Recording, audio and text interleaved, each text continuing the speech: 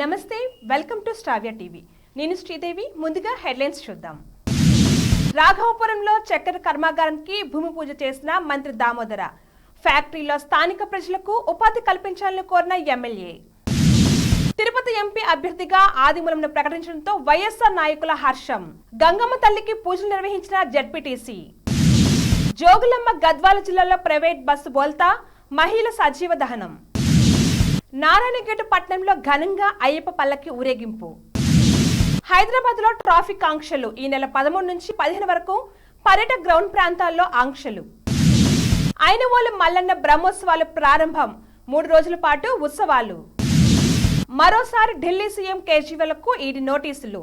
ఈ నెల 18న హాజరు కావాలని సమన్లు జారీ. ప్రతి జిల్లాలో స్కిల్ సెంటర్ ఏర్పాటు చేస్తామన్న మంత్రి శ్రీధర్ బాబు. వ్యూహంను ఓటీటీలో విడుదల చేయొద్దు. తెలంగాణ హైకోర్టు సంచలన తీర్పు. పూజ హెగ్డే ఇంత విషాదం. అనారోగ్యంతో బుట్టబొమ్మ అమ్మమ్మ మృతి. సంగారెడ్డి జిల్లా జహీరాబాద్ నియోజకవర్గం మాటూరు శివార్లో చక్కెర కర్మాగారానికి భూమి పూజ కార్యక్రమం మంత్రి దామోదర్ రాజనరసింహ ఆధ్వర్యంలో నిర్వహించారు.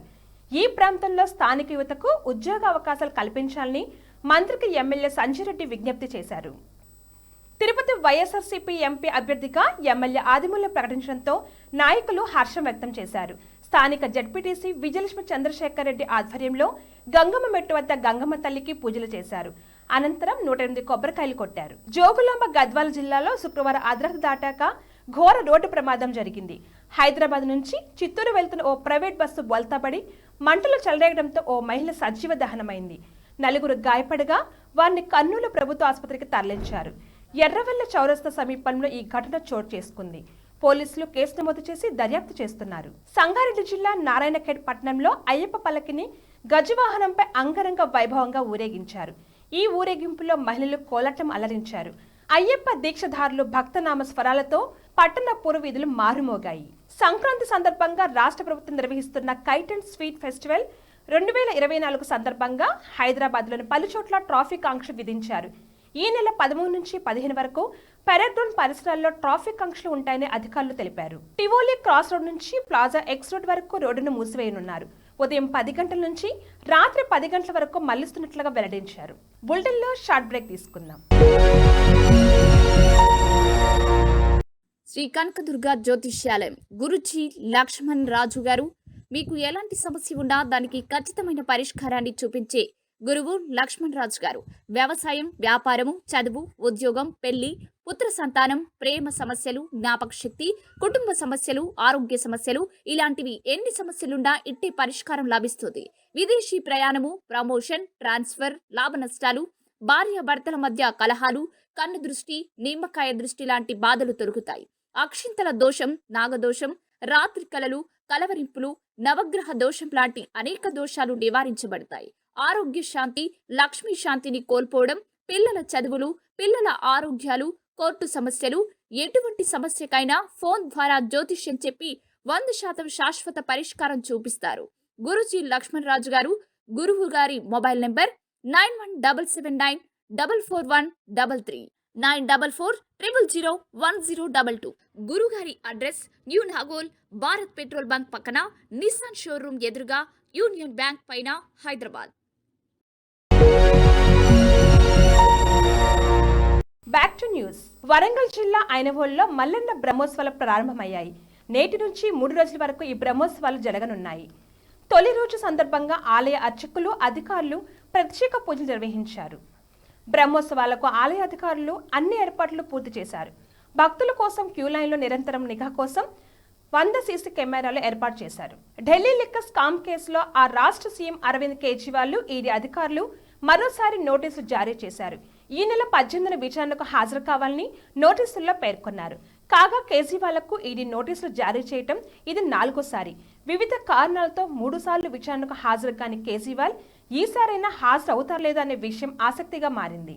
రాష్ట్రంలో యువత కోసం ప్రతి జిల్లాలో నైపుణ్య శిక్షణ కేంద్రం ఏర్పాటు చేస్తామని ఐటీ మంత్రి దుద్దిల శ్రీధర్ బాబు ప్రకటించారు. స్కిల్ కేంద్రాలతో పాటు రాష్ట్రంలో స్కిల్ యూనివర్సిటీని అందుబాటులోకి తెస్తామన్న ఆయన రానున్న 5 ఏళ్లలో మానవ వనరుల అభివృద్ధిలో తెలంగాణను నెంబర్ 1 చేస్తామన్నారు.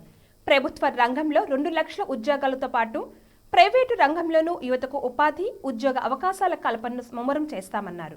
రామ్ గోపాల్ వర్మ తెరకెక్కించిన వ్యూహం సినిమాను ఓటీటీ, ఆన్లైన్, ఇంటర్నెట్ వేదికల్లోనూ విడుదల చేయొద్దని హైదరాబాద్ సిటీ సివిల్ కోర్టు ఆదేశించింది.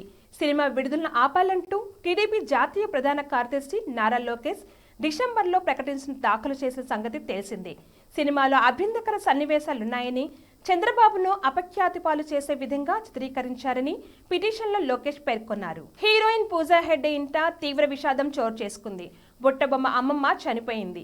ఈ విషయాన్ని తెలుపుతూ పూజా హెగ్డే తన ఇన్స్టాగ్రామ్ లో ఓ పోస్ట్ పెట్టింది. తన అమ్మమ్మతో కలిసి దిగిన ఫోటోని షేర్ చేస్తూ "వి మిస్ యు అజీ" అంటూ రాసుకొచ్చింది. అంతేకాకుండా ఓ బాధాకరమైన ఎమోజిని కూడా పెట్టింది. నమస్తే, వెల్కమ్ టు స్టావ్య టీవీ.